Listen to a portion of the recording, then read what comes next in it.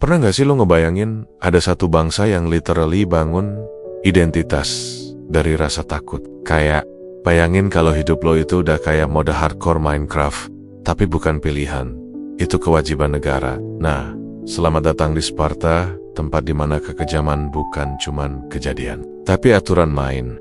Sparta itu unik. Mereka lahir bukan dari mimpi membangun peradaban megah, bukan pula dari ambisi jadi paling keren se-Yunani Raya. Enggak. Mereka muncul karena ketakutan pada tetangga mereka sendiri, terutama kaum Helet yang jumlahnya kayak semut setelah tumpahan gula. Jadi daripada insecure, mereka memutuskan, ya udah, kita jadi yang paling ngeri aja. Sebuah solusi ya sebenarnya cukup masuk akal kalau lo pikir-pikir sambil nangis. Dan dari situlah lahir satu masyarakat yang hidup, bernapas, dan tidur dengan satu tujuan. Jangan sampai kalah. Kedisiplinan yang buat kita stres 5 menit aja udah menyerah, buat mereka justru jadi standar minimal. Pokoknya, kalau Sparta itu manusia, dia tipe teman yang bilang, tenang bro, sambil ngangkat barbel 200 kilo tanpa berkedip.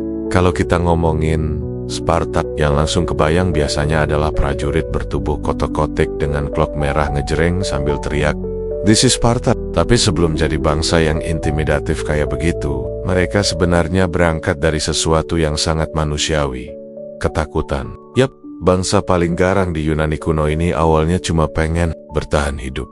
Jadi ceritanya begini, daerah Lakonia, tempat Sparta berdiri, itu awalnya dihuni oleh penduduk lokal yang nanti dikenal sebagai Helet. Lalu datanglah para pendatang, Dorian, leluhur orang Sparta, yang mengambil alih wilayah itu. Dan bukan cuma mengambil alih, mereka juga mempekerjakan penduduk asli sebagai semacam budak negara. Hasilnya, jumlah Helet jauh lebih banyak dari Sparta. Bank, ibarat satu RT isinya Sparta dan sisanya satu kelurahan isinya Helet. Disinilah insecure nasional Spartan muncul, karena mereka sadar kalau para Helet kompak sedikit aja, Sparta tamat. Mereka nggak bisa tidur nyenyak tanpa mikirin potensi pemberontakan. Jadilah ketakutan itu berubah jadi ide besar. Kalau kita mau aman, kita harus jadi bangsa paling ngeri di antara semua yang mungkin ngelawan kita. Dari sinilah mentalitas hidup untuk berperang muncul. Bagi Sparta, perang bukan sekadar aktivitas militer, tapi identitas kebangsaan. Setiap laki-laki Sparta dibayangkan sebagai perisai hidup negara. Bahkan dari sebelum mereka bisa ngomong lancar, negara ini basically hidup dalam mode siaga 1 sepanjang tahun, sepanjang abad, bahkan sepanjang napas. Ketakutan internal belum cukup. Sparta juga dikelilingi ancaman eksternal. Kota-kota Yunani lain seperti Argos, Thebes, dan terutama Athena seringkali bersaing, nyinyir, atau sirik satu sama lain. Dunia Yunani itu nggak pernah benar-benar damai. Semua polis kayak punya dendam kecil yang sewaktu-waktu bisa meledak. Sparta tahu itu, dan mereka mengambil kesimpulan sederhana. Siapapun yang paling disiplin, paling dingin, dan paling siap berperang, dia yang bakal bertahan. Mereka pun bikin sistem sosial yang, kalau diterapkan sekarang, mungkin semua orang sudah demo besar-besaran di kantor Kementerian Pendidikan. Anak-anak Sparta langsung ditarik dari kenyamanan keluarga dan dimasukkan ke sistem agoge, semacam sekolah militer super sadis, supaya mereka tumbuh jadi manusia yang emosinya keras bagai tembok. Tujuan negara jelas, menghasilkan individu yang tidak gampang gentar. Karena kalau prajuritnya penakut, Sparta tamat.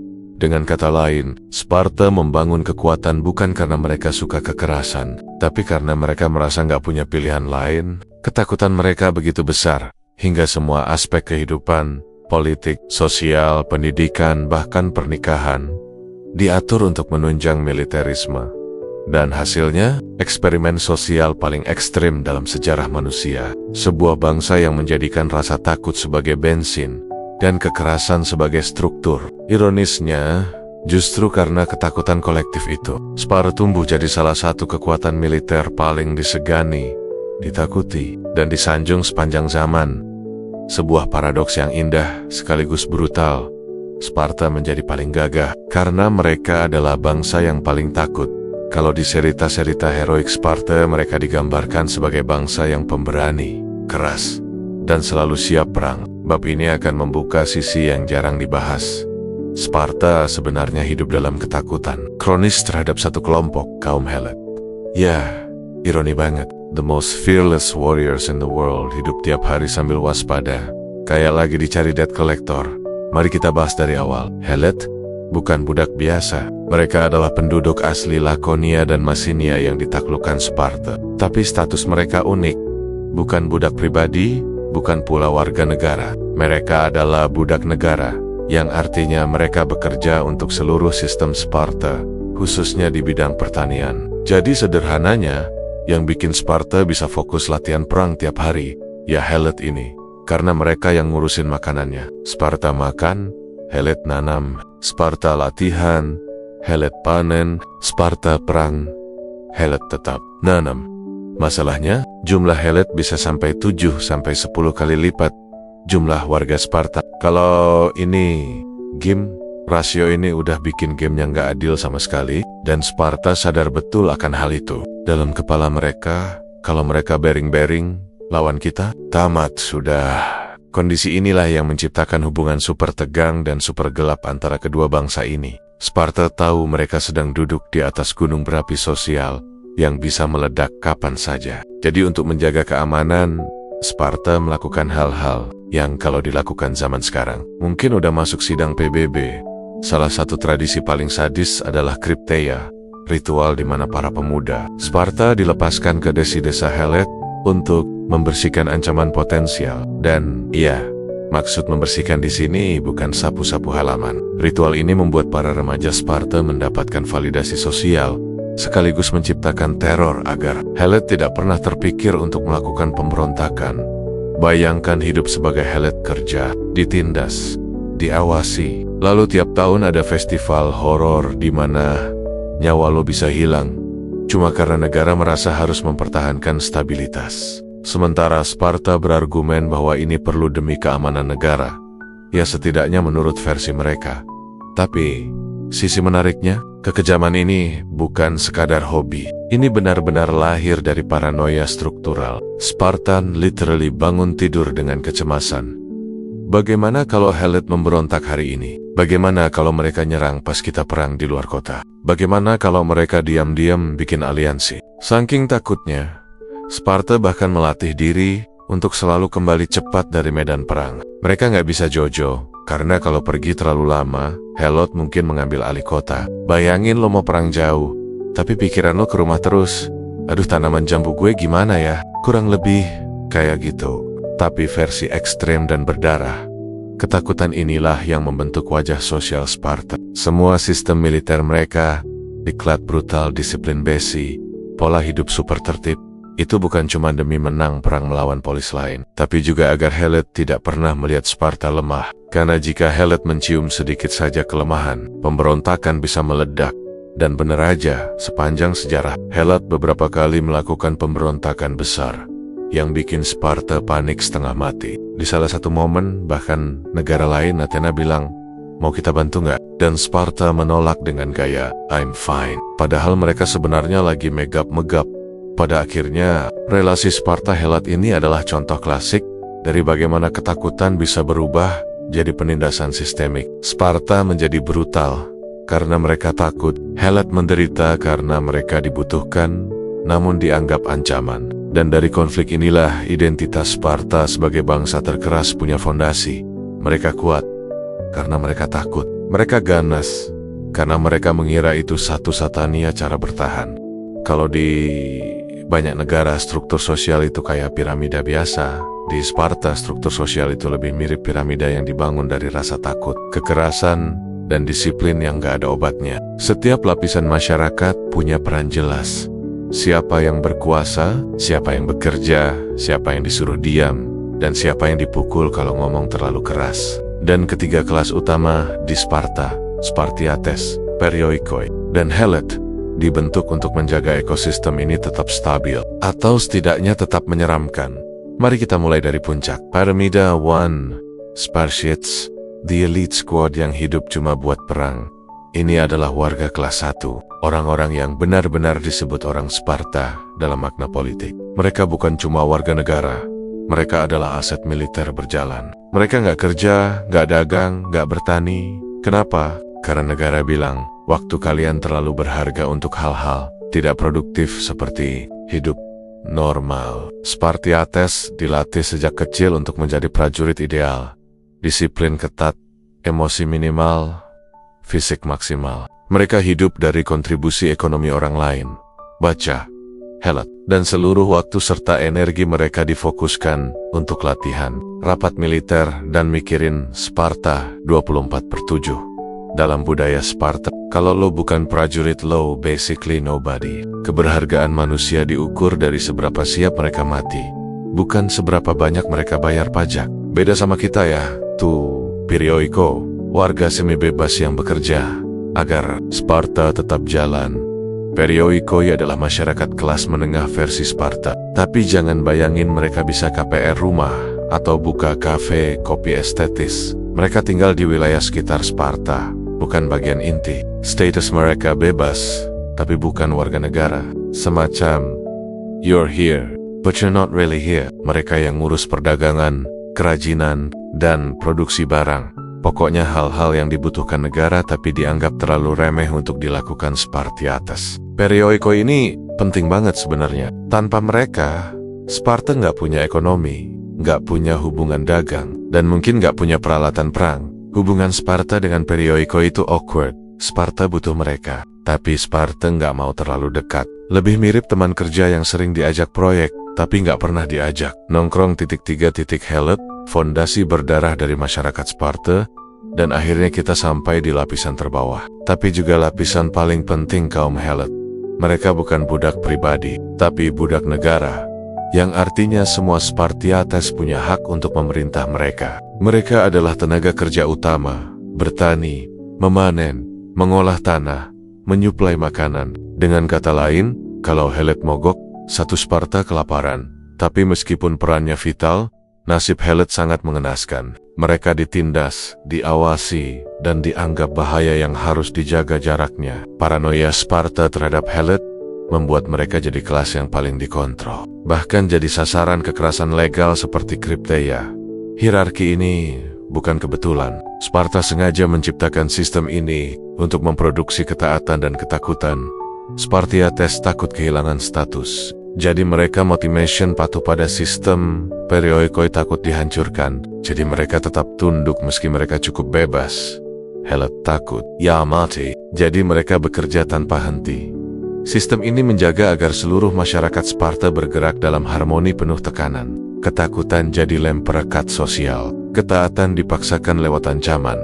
Dan kekerasan dijadikan bahasa resmi negara. Kalau negara lain membangun persatuan dari kebanggaan, Sparta membangunnya dari disiplin, intimidasi, dan rasa was-was nasional. Struktur sosial Sparta mengajarkan satu hal penting. Kekuatan ekstrem selalu butuh sistem sosial ekstrem untuk menopangnya. Bayangkan sebuah tempat di mana masa kecil bukan diisi kartun main kelereng atau drama sekolah, tapi kompetisi bertahan hidup yang levelnya kadang lebih mirip eksperimen sosial ketimbang pendidikan. Itulah Agoge. Sistem sekolah Sparta yang begitu brutal sampai-sampai kita yang hidup di era modern mungkin mikir, ini beneran? Atau cuma urban legend yang keterusan? Tapi ini adalah alasan kenapa Sparta bisa memproduksi manusia-manusia yang namanya menggema di seluruh Yunani. Di Sparta, seorang anak laki-laki mulai sekolah pada usia 7 tahun. Umur yang bagi kita mungkin masih takut gelap. Tapi bagi Sparta, usia itu sudah cukup untuk dicemplungkan ke lingkungan yang sengaja didesain seperti ruang pelatihan predator. Mereka hidup dalam barak, jauh dari keluarga. Tujuannya sederhana namun kejam, memotong ikatan emosional, membentuk loyalitas tunggal kepada negara, dan menanamkan satu pesan, nyawamu bukan milikmu, nyawamu milik Sparta. Instruktur mereka para pedanomos, bukan guru biasa. Mereka lebih mirip kombinasi pelatih militer, hakim moral, dan algojo pendidikan. Tidak ada modul pelajaran yang cantik, tidak ada buku teks warna-warni. Yang ada hanya serangkaian ujian yang mendorong anak-anak ini ke batas biologis tubuh manusia.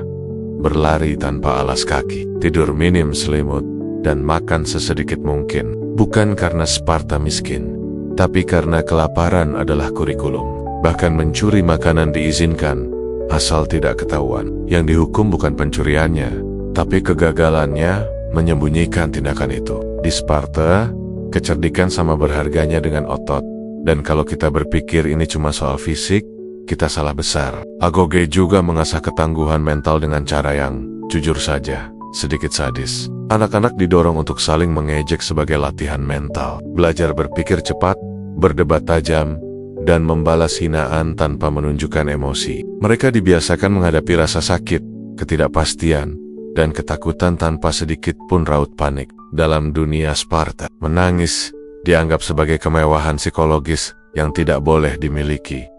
Puncak dari semua ini adalah ritual yang bahkan di Yunani kuno pun dianggap keterlaluan. Diamastigosis, upacara cambuk massal di altar Artemis Orthia. Tujuannya bukan sekadar tahan sakit, tetapi membuktikan bahwa rasa sakit bukan lagi musuh, melainkan bagian dari identitas. Banyak anak pingsan beberapa moti, dan itu semua dianggap normal. Upacara negara, bahkan ditonton turis. Namun di balik semua kengerian ini, ada sesuatu yang tidak bisa kita pungkiri. Hasilnya memang luar biasa. Agoge mencetak generasi yang bisa berbaris berjam-jam tanpa mengeluh, menyerbu musuh tanpa rasa gentar, dan tetap tenang ketika dikepung. Mereka bukan sekadar tentara. Mereka adalah simbol mutualisme ekstrem antara negara dan warganya. Sparta butuh mereka untuk bertahan, dan mereka hidup untuk Sparta. Di titik ini, kita mungkin terembang-ambing antara dua perasaan yang saling bertolak belakang. Ngeri karena metode pendidikannya, tapi kagum pada konsistensi ideologisnya. Sparta, dalam seluruh kebrutalannya, membuat satu hal jadi jelas. Kehebatan tidak muncul dari kenyamanan, ia lahir dari ketakutan, disiplin, dan tekad kolektif yang hampir suci. Agoge adalah bukti bahwa Sparta bukan hanya kerajaan. Ia adalah, dan ide itu, betapapun keras dan tidak manusianya, berhasil mengubah boka-boka kecil menjadi legenda hidup yang ditakuti seluruh dunia kuno. Kalau ada satu tradisi Sparta yang bikin dahi mengerut dan moral manusia modern langsung menciut, itu adalah Crypteia. Sebuah institusi yang begitu gelap, sampai-sampai sejarawan pun debat, ini beneran sistematis, atau cuma rumor yang kebablasan. Tapi potenggen-potenggen catatan kuno menunjukkan satu kenyataan pahit. Sparta yang terkenal disiplin dan heroik juga punya sisi gelap yang bahkan bangsa-bangsa kejam lain pun mungkin angkat tangan. Secara sederhana, Crypteia adalah magang pembunuhan. Para remaja Sparta yang dianggap paling menjanjikan, yang kuat, yang licik, yang mentalnya baja, dilepas keluar kota saat malam tiba, tanpa lampu, tanpa barak, hanya dengan pisau, tugas, menyelinap, bersembunyi, dan membunuh Helot, kaum budak yang oleh sistem sosial Sparta dianggap ancaman permanen. Bukan karena Helot memberontak hari itu, bukan karena mereka melakukan kesalahan tertentu, tetapi karena Sparta hidup dalam paranoia. Jika kita biarkan mereka tumbuh terlalu kuat, suatu hari mereka akan membunuh kita. Crypteia adalah bentuk pencegahan yang brutal, tapi juga ritual inisiasi mental. Anak-anak ini, yang baru saja lulus dari Agoge, dipaksa menghadapi dilema paling ekstrem dalam hidup. Menghapus nilai kemanusiaan dari target mereka. Mereka harus belajar membunuh dengan cara yang tenang, tanpa amarah, tanpa dendam, karena emosi dianggap sebagai kelemahan, bukan kekuatan. Bayangkan seorang remaja 17 tahun berdiri di balik bayang-bayang ladang gandum, menunggu seorang Helot lewat, memegang pisau bukan sebagai senjata perang, tapi sebagai instrumen pendidikan. Ini bukan perang, ini bukan duel, ini pembunuhan yang disahkan negara. Dan trauma itu, jika dipikir pakai kacamata modern, jelas tidak ringan. Tapi dalam logika Sparta, justru disitulah nilai utamanya.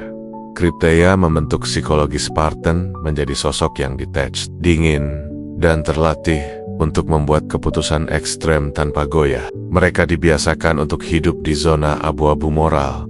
Hingga lama-kelamaan, zona itu jadi warna dasar hidup mereka. Mereka belajar bahwa dunia ini keras, dan Sparta, dengan ancaman Helot yang selalu mengintai, tidak bisa bertahan dengan belas kasihan. Yang mengerikan adalah bagaimana sistem ini tidak hanya mencetak tentara, tetapi mencetak jiwa yang siap menghadapi kematian dan membagikannya tanpa ragu. Crypteia memahat psikologi prajurit Sparta menjadi manusia yang bukan hanya berani mati, tetapi juga berani membunuh dalam kondisi yang paling sunyi dan paling personal. Tidak heran pasukan hoplite Sparta dikenal sebagai prajurit yang tidak pernah goyah, bahkan saat dihadapkan pada kematian massal seperti di Thermopylae. Dan yang lebih tragis lagi, budaya ini menjadi lingkaran seton. Sparta takut pada Helot, maka mereka membunuh. Helot takut pada Sparta, maka mereka tunduk. Dan ketundukan itu membuat Sparta merasa legitim untuk terus melakukan pembunuhan preventif. Ini bukan sekadar sistem sosial, ini perjanjian darah yang mengikat dua kelompok dalam ketakutan kolektif tanpa akhir pada akhirnya. Crypteia bukan sekadar cerita kengerian. Ia adalah cermin besar yang menunjukkan bagaimana rasa takut, jika dilegitimasi oleh negara dan diberi struktur moral, bisa berubah menjadi ritual. Ritual yang membesarkan Sparta, sekaligus perlahan menghancurkan kemanusiaannya.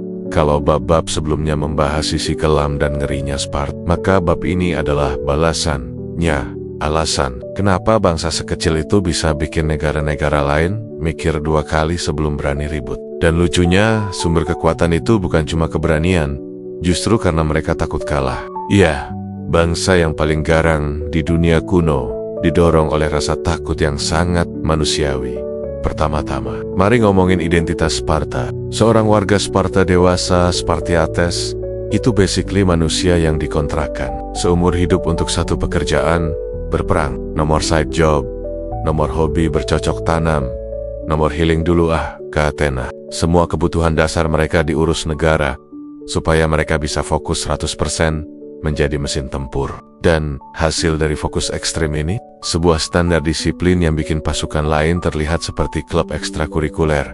Strategi perang Sparta berakar pada sesuatu yang sederhana, namun jenius, formasi phalanx. Memang bangsa Yunani lain juga pakai phalanx, tapi Sparta memainkannya seperti orkestra militer. Mereka berdiri bahu-membahu, perisai saling melindungi, tombak menusuk maju dengan ritme kolektif yang nyaris matematis. Tidak ada drama, tidak ada ego. Perisai dirancang bukan cuma untuk melindungi diri, tapi untuk melindungi orang di sebelah. Jadi, kalau kamu goyah, bukan cuma kamu yang mati, entire barisan bisa hancur. Inilah kenapa rasa takut kalah mereka bukan rasa takut yang lumpuh, tapi rasa takut yang menuntut kesempurnaan. Di Sparta, kalah bukan sekadar kurang hoki. Kalah adalah aib, dosa sosial, dan dosa moral. Makanya sejak kecil mereka ditanamkan mindset, lebih baik mati dengan terhormat daripada pulang dengan label pengecut. Ketika Theognis berkata, perisai itu kamu bawa pulang, atau kamu dibawa pulang di atasnya, itu bukan hiperbola, itu standar hidup. Dan yang bikin ngeri adalah bagaimana standar ini memengaruhi mentalitas prajurit. Mereka tidak hanya berani, mereka bodoh amat terhadap kematian, bukan nekat, tapi sudah terlatih untuk merangkul risiko sebagai bagian dari eksistensinya. Keberanian mereka bukan ledakan emosional singkat, tapi struktur psikologis yang dibangun sejak usia 7 tahun. Kombinasi antara kekejaman agoge, pengalaman Crypteia, dan budaya malu terhadap kekalahan membentuk prajurit yang nyaris anti panik dalam pertempuran besar. Seperti Plataea atau Thermopylae, ini terlihat jelas. Mereka menghadapi kekuatan Persia yang berlipat ganda tanpa sedikit pun kehilangan disiplin. Tidak ada teriakan berlebihan, tidak ada lari kocar-kacir. Mereka berjalan maju seperti badai yang tenang, keren, dingin, efektif, dan jujur saja, intimidating banget. Kehebatan strategi Sparta bukan hanya pada teknik, tapi pada kesadaran bahwa manusia itu rapuh dan penuh rasa takut. Alih-alih menolak sisi gelap itu, mereka memprosesnya, menggunakannya sebagai energi. Takut kalah, tapi mereka menjadikan ketakutan itu mesin yang memproduksi keberanian ekstrem. Dan inilah bagian yang paling intelektual sekaligus ironis. Sparta tidak menjadi kuat karena tidak punya rasa takut. Mereka menjadi kuat karena mereka mengelola rasa takut itu dengan brutal namun efisien. Dalam pertempuran, seorang Spartan bukan hanya prajurit. Ia adalah hasil ratusan tahun eksperimen sosial yang menuntut kesempurnaan fisik dan mental pada akhirnya. Standar perang baru yang mereka ciptakan tidak muncul dari kemenangan, tapi dari kegelisahan, kecemasan eksistensial, bahwa jika mereka sedikit saja melunak, Helot akan bangkit, musuh akan menyerbu, dan Sparta akan lenyap. Jadi mereka memilih satu jalan, menjadi bangsa yang tidak boleh, bahkan tidak bisa kalah. Kalau dipikir-pikir, agak mirip hidup modern. kadang ketakutan gagal bisa bikin seseorang meledak jadi versi terbaik dari dirinya. Bedanya, di Sparta, versinya cuma ada dua pilihan. Jadi legenda, atau jadi tumbal sejarah. Kalau kamu pernah merasa hidupmu keras hanya karena tugas numpuk, atau bos agak bawel, percayalah, orang Sparta akan menatapmu sambil menyeruput sup darah mereka, lalu berkata, "Bro, serius, karena ritme hidup warga Sparta itu bukan sekadar keras. Itu hard mode, no cheat, no buff, no drama." Dan yang paling absurd, semua itu dianggap normal. Mari mulai dari hal paling dasar. Cara mereka bangun pagi, tidak ada snooze 5 menit. Hidup di Sparta sama seperti punya alarm internal yang disetel oleh negara, dan negara bilang, bangun, latihan, ulangi. Rutinitas fisik bukan sekadar aktivitas olahraga, tapi identitas. Bahkan orang dewasa yang bukan prajurit pun tetap hidup dalam atmosfer disiplin. Masyarakat Sparta terikat dalam ritme yang sinkron, seolah seluruh kota adalah satu tubuh besar yang sedang push-up serentak. Kehidupan keluarga pun unik. Orang Sparta tidak terlalu memelihara kultur baper-baperan. Ayah mereka jarang meneteskan air mata dan ibu mereka terkenal tegas. Bahkan kadang lebih tegas daripada prajurit laki-laki. Orang Sparta itu tipe yang kalau temannya pulang dari perang tanpa perisai, mereka bukan memeluk sambil bilang, "Yang penting kamu selamat." Tapi lebih ke, "Aduh, ini kalau tetangga lihat gimana?" Ini humor gelap khas Sparta, dingin, datar, tapi sebenarnya cerdas. Mereka menertawakan ketakutan, supaya tidak dikendalikan oleh ketakutan. Hal lain yang terlihat ngeri tapi normal adalah pola makan mereka. Sup darah, makanan legendaris Sparta, mungkin akan membuat orang modern kabur sambil googling restoran terdekat. Tapi bagi mereka, itu makanan sehari-hari, bukan kuliner ekstrem, bukan challenge TikTok, tapi literally makanan standar. Mereka percaya hidup sederhana dan makan sederhana, menjaga pikiran tetap fokus, dan tubuh tetap siap bertempur. Tidak ada bubble tea, tidak ada cheat day. Kalau bicara soal hubungan sosial, mereka hidup dalam kultur straight to the point. Tidak ada obrolan basa-basi 30 menit sebelum menyampaikan maksud. Kalau warga Sparta ingin sesuatu, mereka bilang langsung. Ini yang disebut laconic speech, gaya bicara singkat padat jelas. Kalau Sparta hidup di era chat, mereka pasti tipe yang balas. Oke, tanpa emoji, tanpa paragraf tambahan, tanpa drama. Dan yang paling menarik adalah bagaimana mereka memaknai normal. Kita mungkin melihat rutinitas mereka sebagai ngeri, menegangkan, bahkan tidak manusiawi. Tapi bagi mereka, itulah realitas terbaik untuk bertahan hidup. Dunia mereka dikelilingi ancaman, jadi hidup santai adalah kemewahan, bahkan kelemahan. Mereka menganggap rasa sakit sebagai bagian dari pertumbuhan, ketakutan sebagai sesuatu yang harus dikendalikan, dan hidup sebagai latihan panjang untuk momen yang mungkin hanya datang sekali.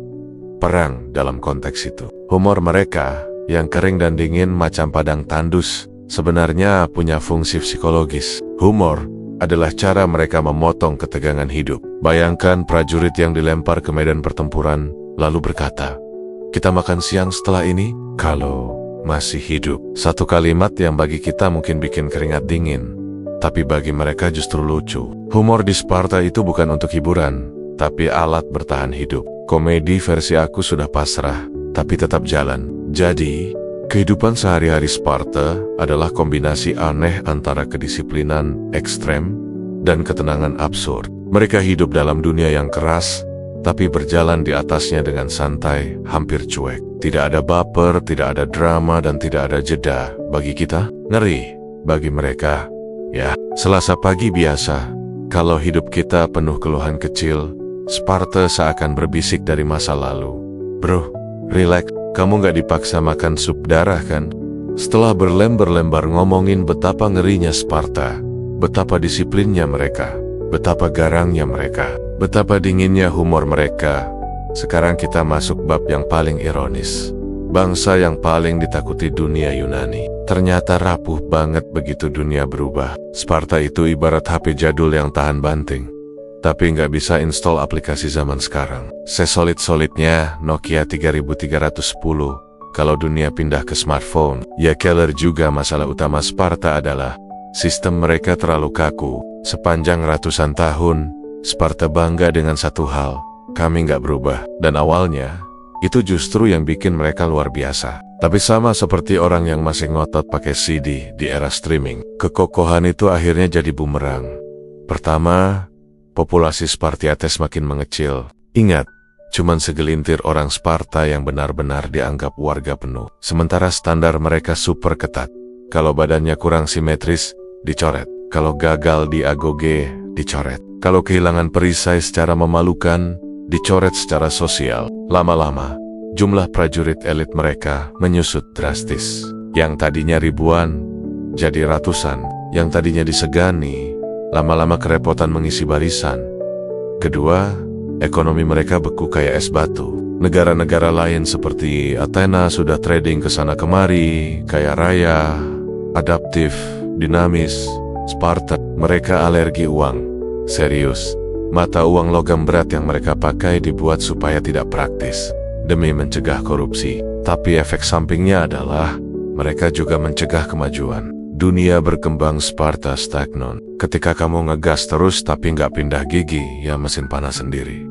Ketiga, sistem ketergantungan pada Helat akhirnya jadi bom waktu. Selama Sparta kuat, Helat tunduk karena takut. Tapi ketika kekuatan militer Sparta mulai melemah, rasa takut itu mulai retak. Helat perlahan makin berani, makin resisten, makin sering memberontak. Dan Sparta, dengan populasi yang makin kecil, mulai kerepotan menahan pemberontakan internal sambil menghadapi ancaman eksternal.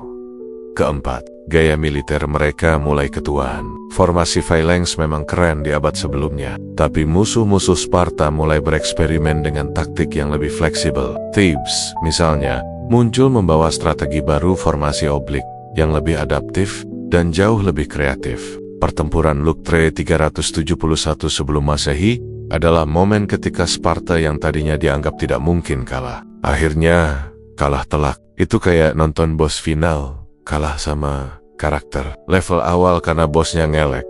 Dan jangan lupakan hal paling modern dari semua ini. Sparta tidak bisa bernegosiasi dengan perubahan. Mereka jago perang, tapi buruk dalam diplomasi, inovasi, dan adaptasi. Dunia bergerak seperti sungai, sementara Sparta berdiri kaku seperti batu. Dan seperti cerita klasik, batu yang tidak bergerak akhirnya tergerus oleh arus pada akhirnya. Sparta tumbang, bukan karena mereka kurang ngeri, tapi karena mereka terlalu mengandalkan kengerian itu. Mereka tidak membangun sistem yang lentur. Mereka tidak menyiapkan regenerasi sosial. Mereka tidak mengembangkan ekonomi yang bisa menopang masa depan. Mereka hanya membangun kekuatan, bukan keluasan. Simpelnya, Sparta itu definisi strong but brittle. Kuat, tapi rapuh banget. Dan disinilah ironi sejarahnya. Bangsa yang seluruh hidupnya didedikasikan untuk bertahan, justru gagal bertahan menghadapi perubahan. Bukan karena musuh mereka lebih ganas, tapi karena musuh mereka lebih adaptif. Sparta kalah bukan oleh pedang, tapi oleh waktu. Dan seperti biasa, sejarah memberi punchline yang pahit. Kadang, orang paling kuat bukan yang menang sampai akhir. Yang menang adalah orang yang bisa berubah. Sparta itu unik, kecil, brutal, dan efisien. Mereka lahir dari ketakutan kolektif, membangun hierarki sosial yang dingin, mendidik anak-anak jadi mesin perang, dan menciptakan standar militer yang bikin dunia Yunani minder. Tapi di balik semua kengerian itu, Sparta juga rapuh, gak adaptif, terlalu kaku, dan akhirnya tumbang karena dunia bergerak lebih cepat dari otot mereka. Ibarat gym bro yang cuma latihan chest tapi lupa leg day, ya ambruk juga. Kalau kamu suka sejarah yang dibedah santai, jujur, dan sedikit pedas, jangan ragu mampir terus ke channel ini. Kita bahas masa lalu tanpa baper, tanpa drama, tapi tetap cerdas. Dan Sparta mengajarkan satu hal, kekuatan luar biasa tetap kalah oleh perubahan. Jadi, jangan cuma jadi kuat, jadilah lentur. Karena yang kaku biasanya sepet patah.